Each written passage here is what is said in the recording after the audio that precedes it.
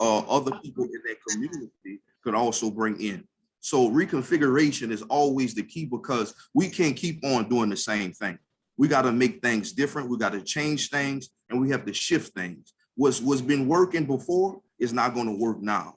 What the millennials did then is definitely going to change now.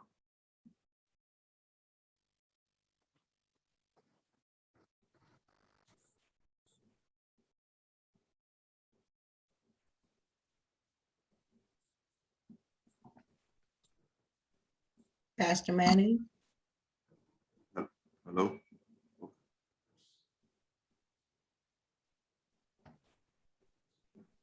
Pastor Manning. I'm not sure what happened. I think he got kicked off, but go ahead with the next person. Somebody. Who was next? Ms. Nguyen? She went first. Who we didn't hear from? Oliver Thomas. We've not. Okay, Mr. Thomas? Well, first of all, I think that heading into the census, heading out of COVID, I think all tools are potentially on the table. I don't know if it would be a reconfiguration, but how we man that area because of police, do we break it up into other police districts? As you know, I was part of an effort in the past that talked about adding more city council members. Would we have better representation if we had smaller districts and more voices? So I think Reverend Manning's question is a very appropriate one, especially given what we're dealing with right now and the fact that it's not only been underrepresented, in many cases, it's not been represented at all. The Times-Picayune article a few weeks ago was really dire in talking about the lack of effort, the lack of support that District E gets. And then the Metropolitan Crime Commission report, the data center report, the stuff I talked about earlier from noted demographers who live in here. Yeah, all those tools have to be on the table. If they're not on the table, at least to take a look at, especially coming out of COVID and through the census, I don't think we're considering the people there first, and we need to do that. Okay. Next, Miss Vanessa.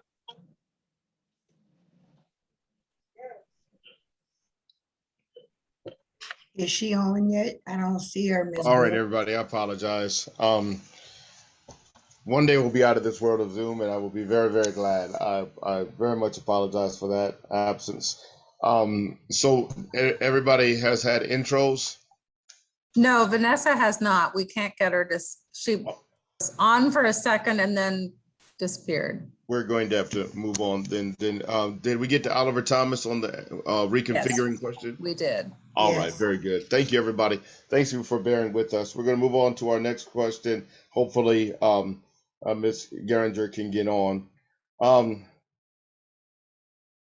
What are your plans to incentivize economic development for small businesses within District E if you are elected, and especially thinking about companies? How do we get, what incentives can we offer to get companies to invest in District E? We'll go to Mr. John Bagneris first.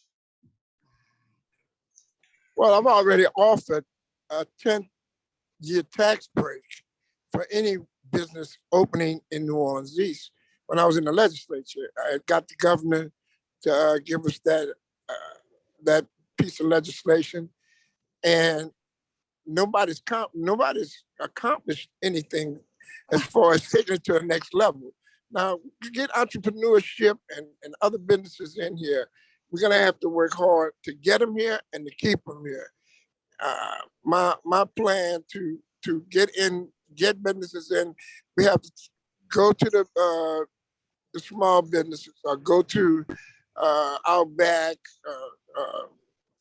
all the other little restaurants, Chili's, and try to get somebody with a franchise. In fact, there are Black people with franchises such as Chili's and other franchises out here that we would like them to come. So we have to invite them. We have to show them what the emphasis are here and what we can offer them, and bring them to the table. It's not a tough thing to do. All right, thank you, Mr. Bagneris. I don't have Still a speaker. absent is Ms. Sean Copeland and Vanessa Geringer, I'm assuming. Let's move on to Pastor Aaron Miller. How would you incentivize businesses to move into District E?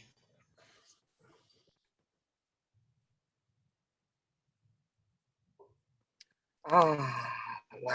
Is Aaron this Miller, spring? go ahead and put your phone on mute, everybody. Vanessa is Pastor- on, Vanessa is on right now. All right, Ms. I hope you Vanessa. can hear me. Yes, we can hear Yes. you. Okay, excellent, All excellent. right. Can you Sorry just about take, that. no problem. Can you just take 90 seconds to introduce yourself, please? My name is Vanessa Geringer Johnson. I'm a lifelong resident of Lower 9, former chair of ACORN and A Community Voice, Lower 9th Ward chapter, as well as vice president. I'm running for the seat because I'm really frustrated at the progress of District E. I'm very concerned that once we reach that 20-year mark, if we are not where we need to be, or at least in the process of being there, the books will be closed on Katrina and we will never fully recover. All right. Thank you very much, Ms. Geringer. We appreciate you being here with us tonight. We're on our second question, and so we're going to move back to Pastor Aaron Miller. What is your plan to incentivize businesses to move into District E in order to spur economic development?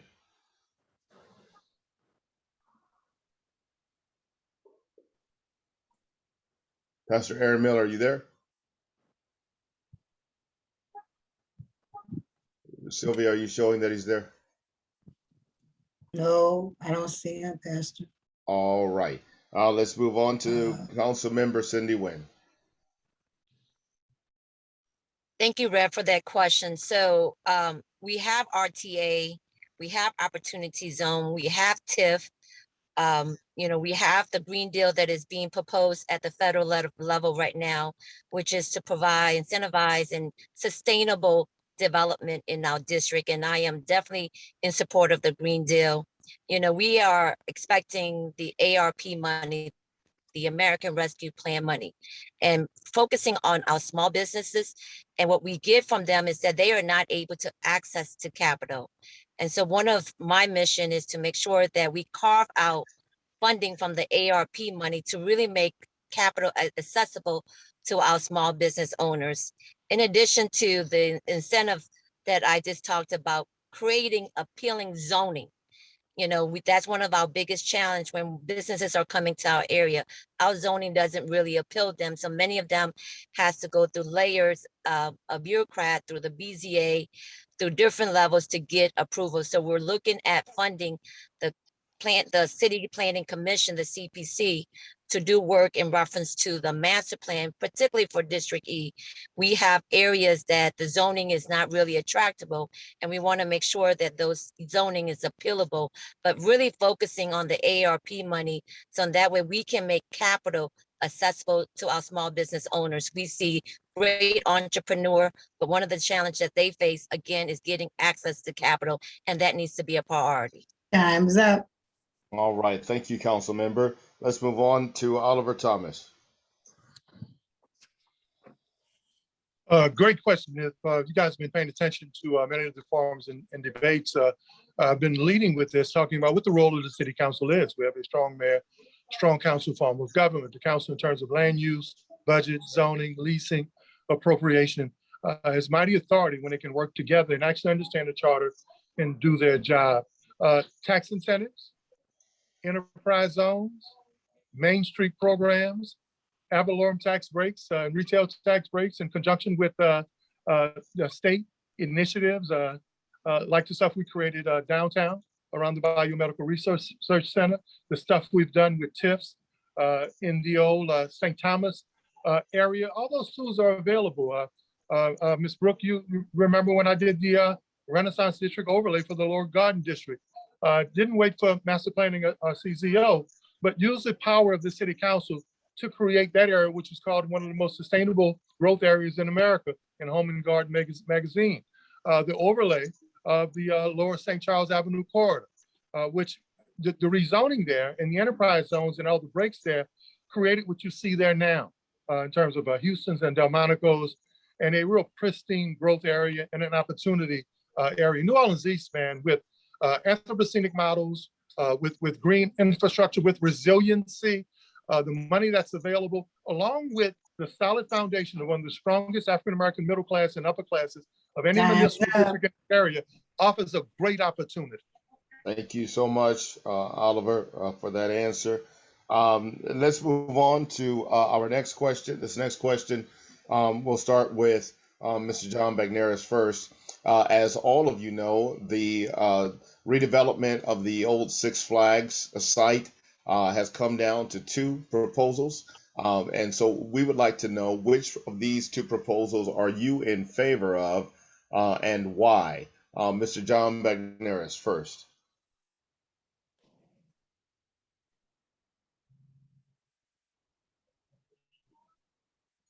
John, are you there?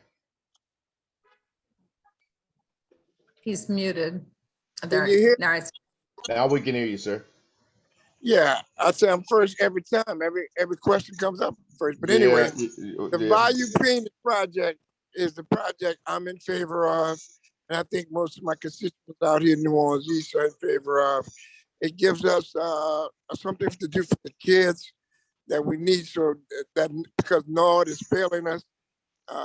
Travel ball is a new thing going around the country, kids playing ball, their families traveling with them. And we have water park. All this was, Bayou Phoenix was always my idea. It was taken away from me. I always wanted to put the water park in Lincoln Beach area, like a Blue Bayou type water park, and use Jazzland as amusement park with a tram running on the levee from park to park. And we can always take advantage of both sites. We have a white sand beach over there in Lincoln Beach that we don't use. It's a gym. And we have 7 lake communities out here. That's a gym. We need to do research and promote our district. All right, thank you, John, and you will not be first next time. I was trying to make my job a little bit easier because of all the. No problem. No problem. You caught me on it. All right, let's move on to Miss Vanessa Geringer. What proposal are you in favor of, and why the Six Flags development? Okay, I'm actually in favor of the Bayou Phoenix plan because overwhelmingly, that is what the residents want to see on that Six Flags site. I'm thankful and hopeful that it will be a catalyst for employment for New Orleans East residents. I'd like to see designated spots for small Black minority businesses. I'd like to see in that contract that they have to hire folks, they have to hire local, preferably from the New Orleans East and Lower Ninth Ward areas. So that contract is important to how we get a foothold into that site as well. I don't want us to patronize and enjoy the site. I want us to be a part of bringing the site back to life. So it can be the catalyst for economic development and growth. It will surely increase property values as well. So overwhelmingly, the folks in New Orleans East want that, and we have to respect what the residents of New Orleans East want. All right, thank you, Ms. Geringer. And just a reminder, everyone, to please put your phones on mute. If you could do that to cut down on distracted background noise. This is, hopefully we got Pastor Aaron Miller back on to answer that question. Are you there, sir? All right. I still don't see him, Pastor. Very good. All right. Council Member Nguyen, what do you say?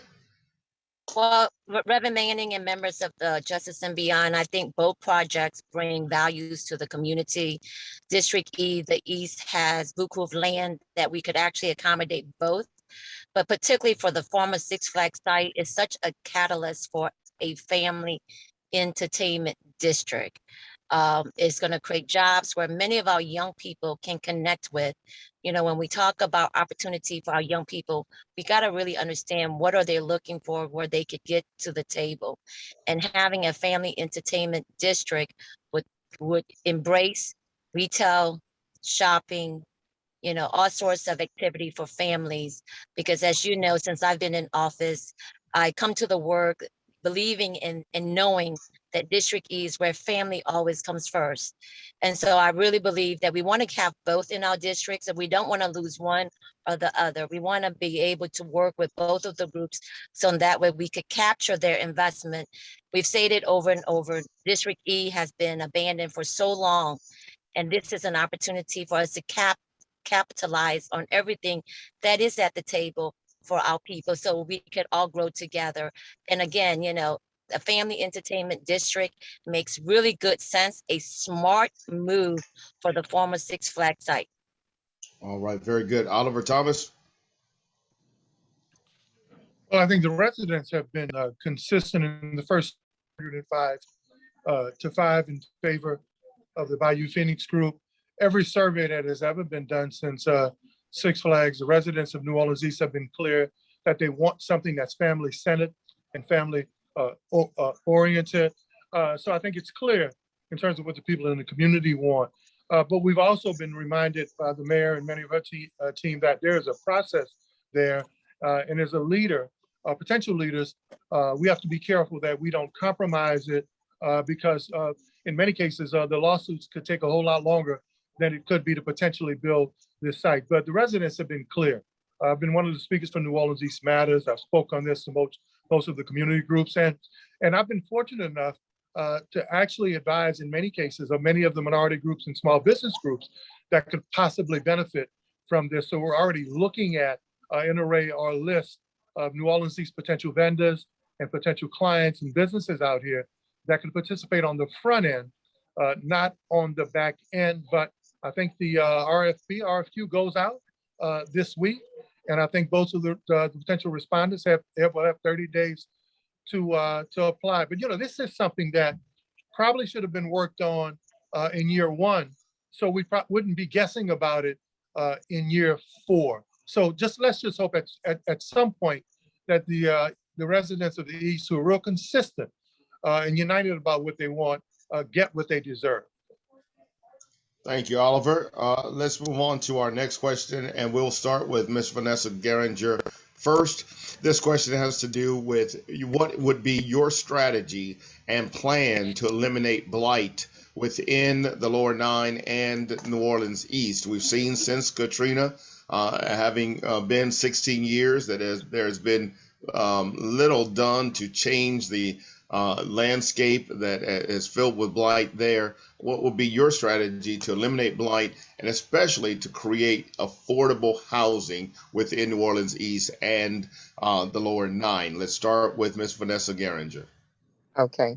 Yeah, blight has been an issue for many, many years since Hurricane Katrina. The blight process in this city is broken. Some of the laws that have been passed are not working for the residents because there's a number of residents that have been through hell and high water trying to get these properties, and for some reason they cannot. But these properties, this blight along our corridors especially, we have to address. And there has to be a mechanism put in place to hold those people accountable who own, including the city of New Orleans. So in order for us to attract businesses, those corridors have to be cleaned up and maintained. And those blighted businesses that are there, they have to be put back in commerce, or they have to be sold to parties that can, again, put it back into commerce. But so many properties, the Lot Next Door program, a lot of folks in Lower 9 tell me, you know, road home properties sit next to them. For some reason, they can't get them. Okay, the motor own program. I had a resident call me and say he applied for the motor own. The property was on the list. He applied. The very next day, the property came off the list for some reason. So we can't get caught up in all this tomfoolery and shenanigans. There are people in our neighborhoods who want these properties. Those people who own them have to be held accountable. If they're not, then those properties. Time's up. All right, thank you, Ms. Garinger. I'm not going to assume that Aaron Miller is not here. I'm going to give it another opportunity. Pastor Aaron Miller, are you here? All right, moving on to Cindy Nguyen. Thank you for that question. So first of all, in reference to eliminating blight, since I've been in office, we have demolished over 200 homes in District E. We have created and updated and revised the Mode to Own, which is now is called the Good Neighbor program, where if you live next door to an eligible lot, it has to be a lot, then you may be able to acquire that property after a year. We also have created the IZD zoning to attract quality housing to the area. We push for over 1,000 code enforcement hearings.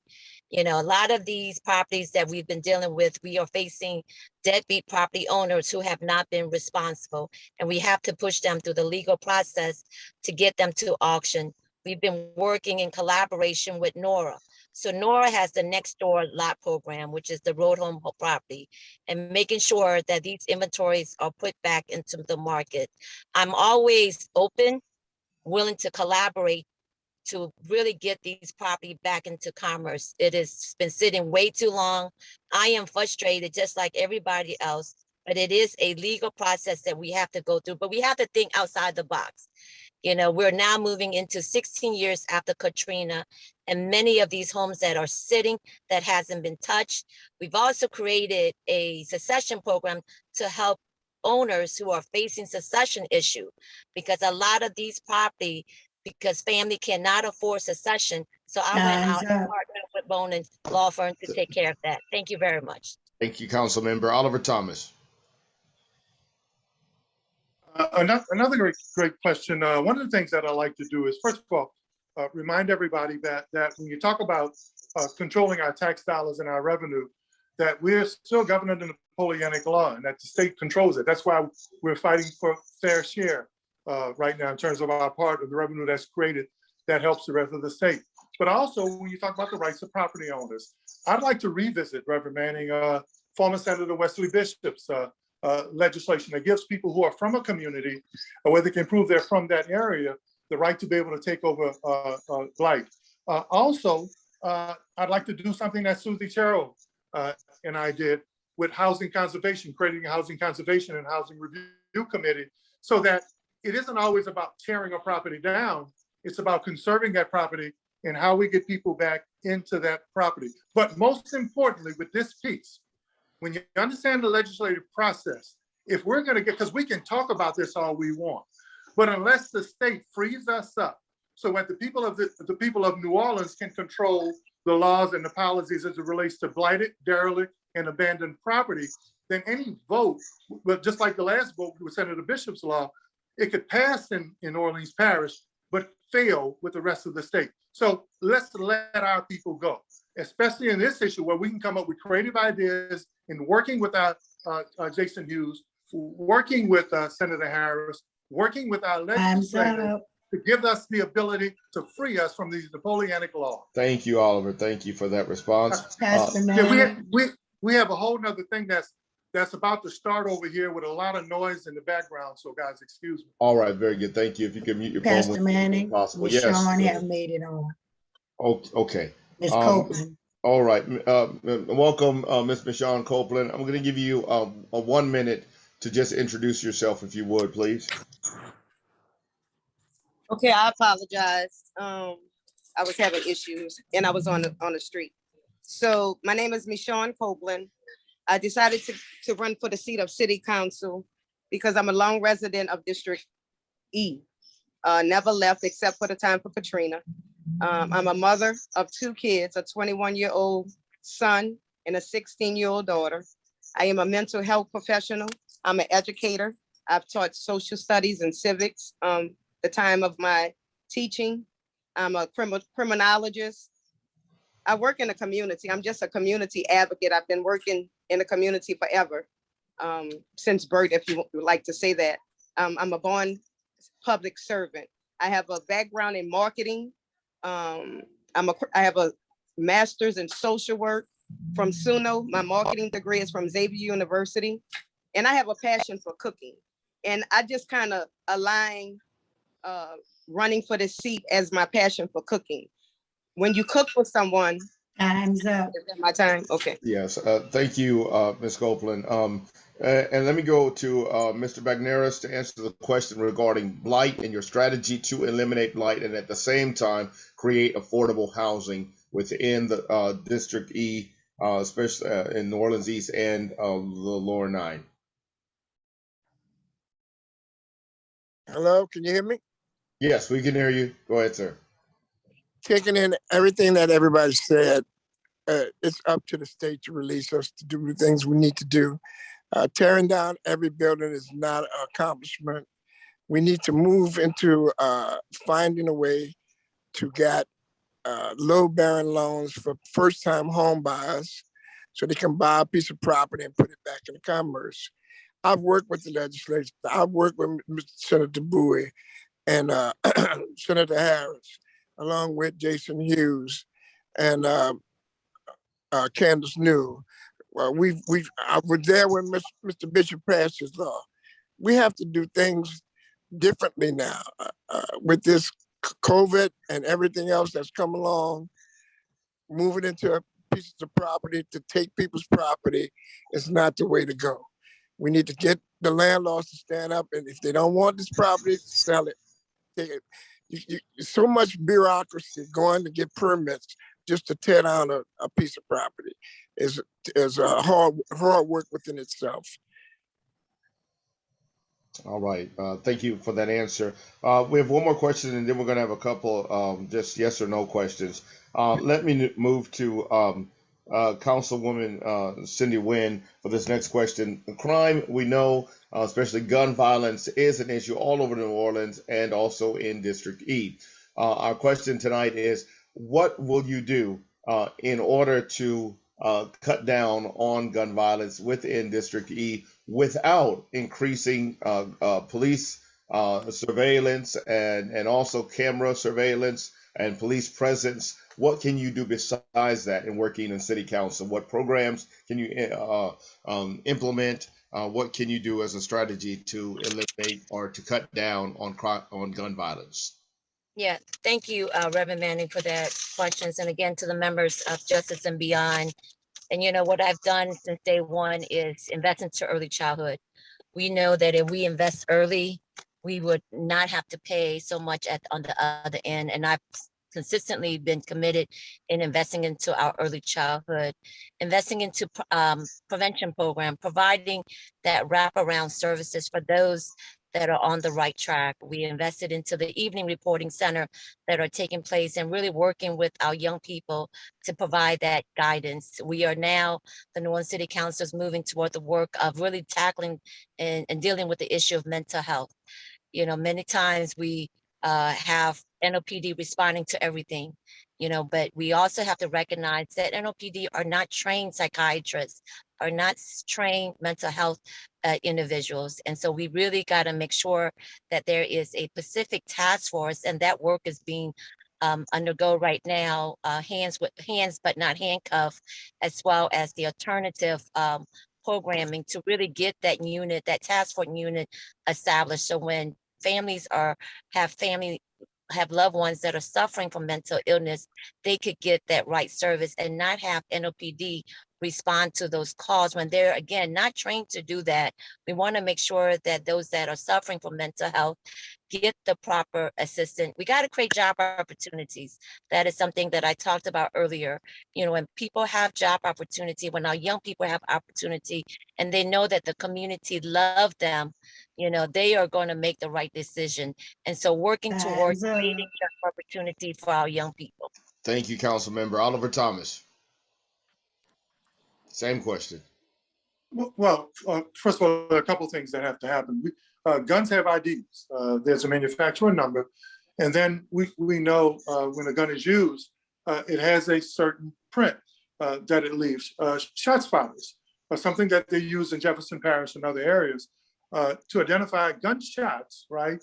And because I was on a federal Citizens Advisory Committee about 3 or 4 years ago, we also found that many guns leave an ID. We had one gun that was confiscated that was brought to our Citizens Committee that had actually been involved in 13 different shootings and killings and robberies, 13 different times. The other thing is, where are the distribution points, Reverend Manning? We know that the illegal guns have distribution points in our community. We knew growing up in certain areas, you could go to this area, that area. Let's find out who's doing that and where. And one of the most important things we can do is maybe let's do like we did with the Morial administration in the 90s, is especially during this time they have administration that's a federal administration that's supported. Let's sue the gun manufacturers. Again, let's see how that works out in court. And secondly, let's make sure that the city council, the state legislature, and all of our municipal representatives are behind federal legislation that says it's tougher to have a gun and own access to a weapon than easier. Some of the stuff that's happening right now from conservative legislators will make it literally impossible to stop illegal guns. Thank you, Oliver. Thank you so much. John McNair, same question. Yes. All right. Is that your complete answer, sir? I'm going to have to move on. Can you hear? Yes, we can hear you. Can you hear me? Yeah, I can hear you now. Was about this? Yes. Look, the buyback program worked for a while. We need to do in the legislature. It's hard to pass gun legislation against all these gun owners, because they're always talking about the criminals have guns, so we need to have guns. I need to be able to protect my family, and some of that is true. Some of it's not true. We need to get to our young kids before they get into the gang situation. Because I just yesterday I was passing a young guy with an AK-47 between his legs with a clip in it, and he had the other clip in his hand. He was loading it, and the police, are not that. They know it's a hot spot, but they don't even go around that. I mean, we have to do something universal that helps the kids understand that they're not just, when they shoot somebody, they're hurting their family and the person who they shot's family. The repercussions of that, they don't understand, because they go to jail and the other person go to Charbonnet Funeral Home. All right. Thank you, Mr. Bagneris. Ms. Michonne Copeland. How you doing? Thanks for the question.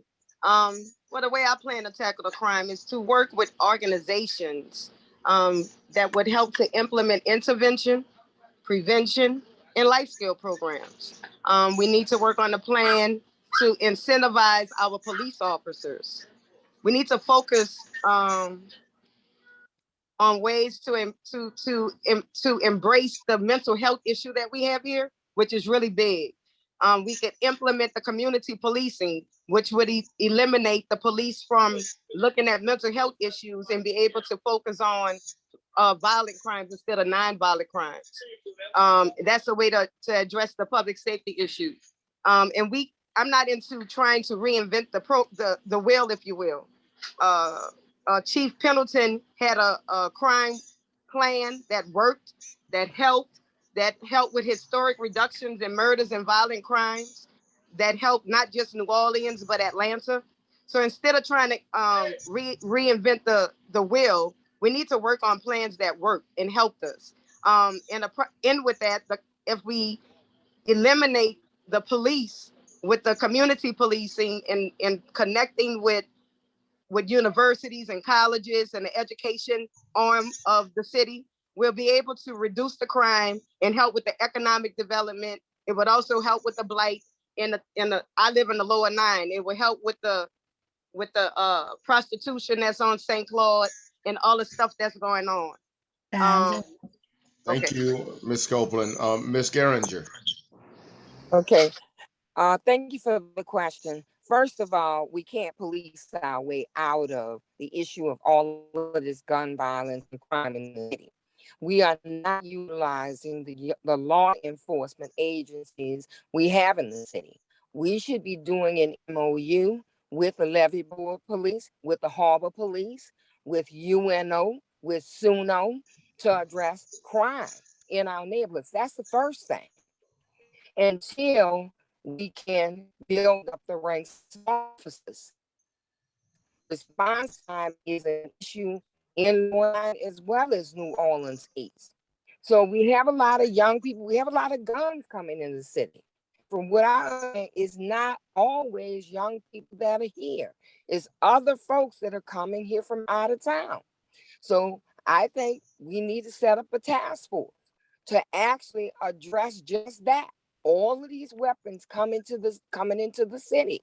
Again, there are programs out there that are really successful when dealing with the youth that's creating some of this crime in our communities. They're underfunded. They don't have enough resources. So we need to expand the resources and the funding as well to those youth groups that are doing the work on the ground. We need to engage the churches. We need to be in collaboration, working collaboratively with the DA, with the judges, with the schools, every Time's aspect of life. Thank you, Ms. Geringer. All right, these next two questions are simply yes or no questions, and then we'll get to maybe one audience question. And so our youth moderator, Trevor David Bryant, II, would you read the first yes or no question? Then I'll call on the name. Yes, sir. Thank you, Pastor Manning, and thank you, candidates, for attending tonight. The first yes or no question.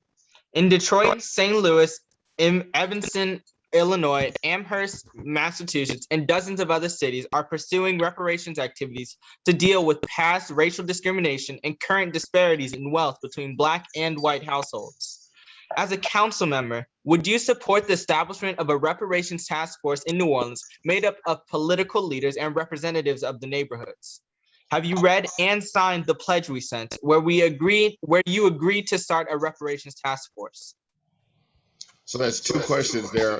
So Oliver Thomas? Absolutely. I've led the way in that area with several shows and several discussions and speeches. Yes. All right. John Bagneris?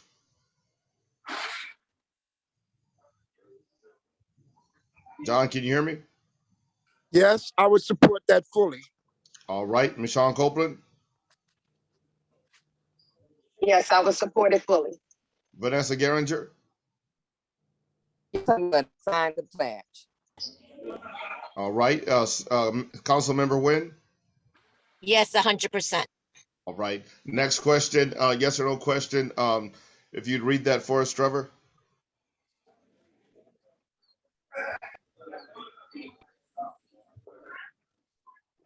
Yes, sir. Apologies. Do you think City Hall should be relocated to Armstrong Park? Yes or no? Mr. McNair's? Can you hear me? Yes. No, I don't think it's a good spot. All right, thank you, sir.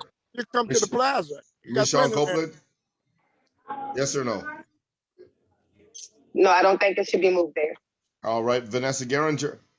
No, absolutely not. Nguyen? No. And Oliver Thomas? No. All right, thank you all. I have time for one question from our audience tonight. Let's make it a good one. Silva, you got anybody on deck? Yes, our famous VP Franklin. Dr. Franklin. Hello, yes. This has been a really important forum, and I'm really learned a lot from these candidates. And I'm glad to learn that they are supportive of the reparations task force, similar to the ones that are opening in all of these other places. Now, how would you deal with, this is really important, how would you deal with, as a candidate, the trauma and psychological destruction that is associated with gun violence? That is, people are victimized by the gun violence. It's It's not just the perpetrators, it is the victims. And the problem has been that the services for victims, the funding for services for victims has been being reduced. And so what types of services would you recommend and support as a council member for those people who are victimized by the trauma of gun violence? And would you support the reparations task force looking into that as a way of supporting restorative justice programs for our community? Thank you, Dr. Franklin. Let's go to Michonne Copeland first. Can I go first? Well, I'll come back to you. Let me see if Michonne Copeland is on. Miss Copeland? You would let me go first on everything else.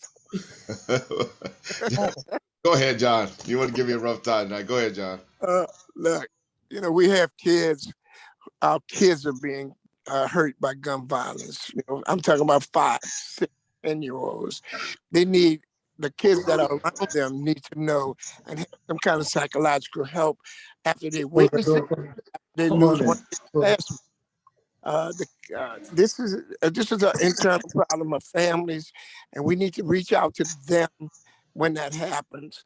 I don't think that we can pass up any issue that deals with gun violence when like I just told you, the repercussions of that is the person who pulls that trigger does not realize what he's doing after that gun goes off.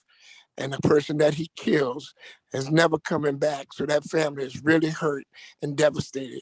The person that pulled the trigger is going to jail. His family's going to visit him in Angola. This is a cycle that we have, a revolving door that we have to stop in the Black community. If Black is beautiful and I love Black people, we have to stop killing each other. All right. Thank you, sir. Michonne Copeland? I apologize. I pressed the wrong button, so I apologize. Mental health first needs to be addressed, having programs. Since Bobby Jindal, we haven't had programs that would help us in the mental health sector. So we need grants and we need programs that would be able, we need our own mental health hospital. And in that hospital, we need programs to help life skills, if you will, to help them understand what life is really about, to help them to understand how to advocate for self and self-love. Mental health comes from a lack of. So in order to fix the mental health, we have to have programs that would help the victims to be able to help themselves. You have to want to be able to help yourself in order to go forward. As far as the reparation, it has a lot to do with it, and I understand it, but the program, I have a cousin that runs one of the mental health hospitals here. She's a manager. And she says another issue is that we marry mental health with. Thank you, Ms. Copeland. Ms. Vanessa Geringer. Well, the thing is, we have a lot of gun violence in the city. Bottom line is this: if we don't advocate and allocate and invest in our citizens in this city, and it goes back to wages too, we are going to continue to have these issues. So I am definitely going to be aggressively pursuing resources and funding and grants to address families. I know that our budget is huge, and very little of it is going to at-risk youth and families. So we have to look at the programming that's in place. If programming is not working, we have to make sure that we put programming in place that does work. We have the School of Social Work at Southern University, one of the best. You know, we need our social workers. We need our church leaders. We need our residents and our young people, our schools, everyone involved in all of this. Thank you, Ms. Geringer. Councilmember Wynn. Yes, thank you, Reverend Manning, and to the members of Justice and Beyond. And so I was one of the council members led the conversation. We were able to include them into the budget prior to COVID-19. And as we all know, due to COVID-19, every line item got slashed.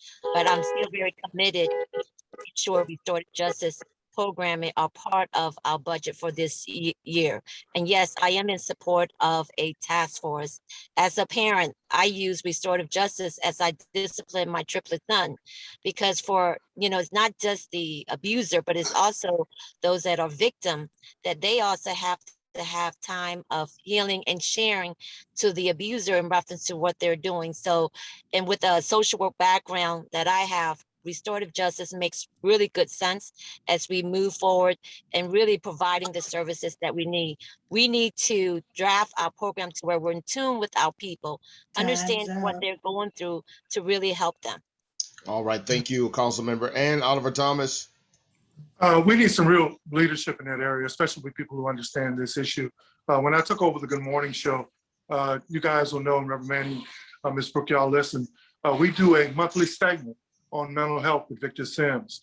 I think we convene a summit. Mr. Franklin, first of all, powerful question, and anything that deals with reparations, restorative issues that deal with mental health have to be considered in terms of being funded. It's going to be tough to reverse the gender years, but we can start right now. In the late 90s, we had a conflict resolution, which we call restorative justice committees and task force. I chaired that. We operated in middle schools and high schools. Let's bring that back. Lawyers and engineers and doctors and other folk provide pro bono service. Let's get Dr. Tammy Lewis Wilborn, Dr. Brian Turner, Dr. Denise Shervington, Victor Sims, Dr. Maurice Scholas, and many other behavioral experts to begin to donate their time in terms of a summit. How do we attack this, not only as it relates to gun violence, but the trauma of living in New Orleans East and being neglected? And then lastly, let's make sure a portion of the budget, the jail should not be the mental health hospital, Thomas, and the policemen shouldn't be on the front line. Thank you, sir. Thank you. All right, closing remarks for everybody. 30 seconds for closing remarks for everybody. John McNaris, you first. 30 seconds, please, sir.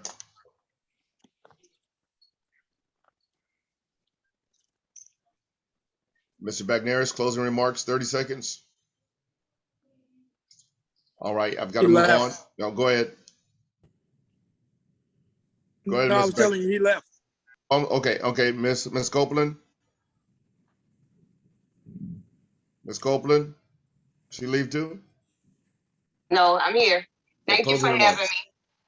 Thank you for having me. I chose to put my name in the race to be the next city council person for District E because I'm a lifelong resident of District E.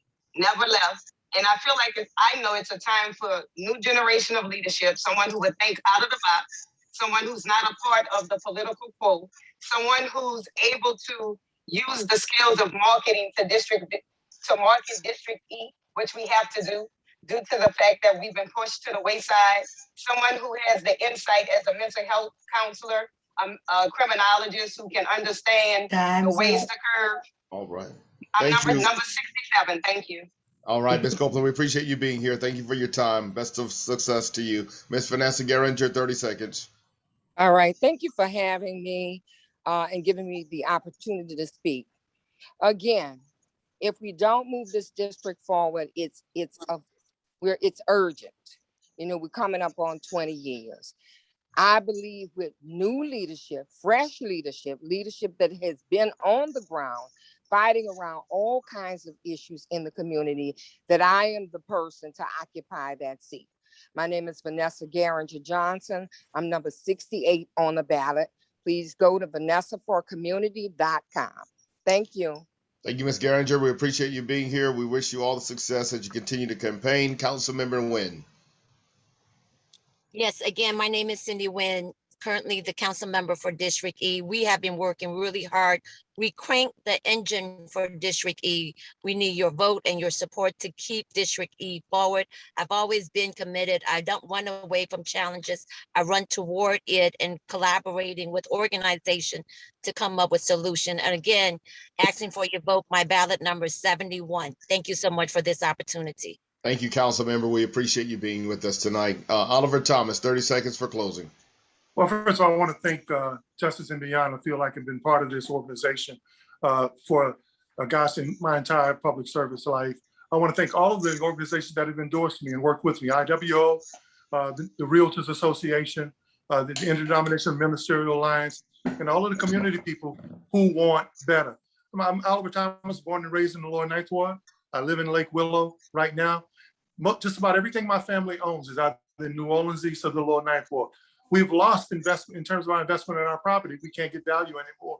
District E, whoever would have thought District E would be number one in violent overall crime when Central City held that for years. We can use the city council Thank you, and the Oliver.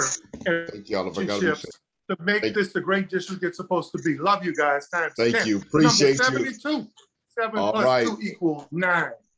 All right. We appreciate y'all. you all. Thank you so much. We realize you have another forum to go to. We appreciate you being here with us tonight, your dedication to Justice and Beyond.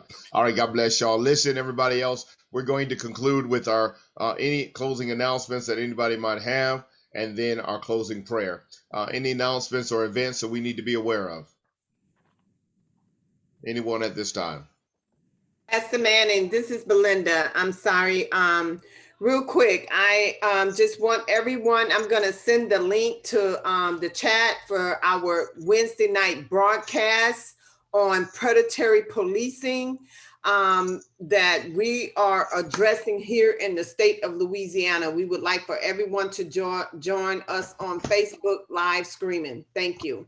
Thank you, Ms. Belinda. I did almost fail to ask if there were any other candidates that wanted to have their minute and a half to just introduce themselves as well, too. Do I have any other candidates on the line tonight? Yeah, you have Dr. Christopher Williams, number All 7 right. ballot for Orleans Parish Sheriff. I'm asking for your support and your prayers. And number 7 is the number of completion. You guys have a blessed day. Thank you, Dr. Williams. Anyone else? Any other candidates want to have about a minute to just tell us who you are?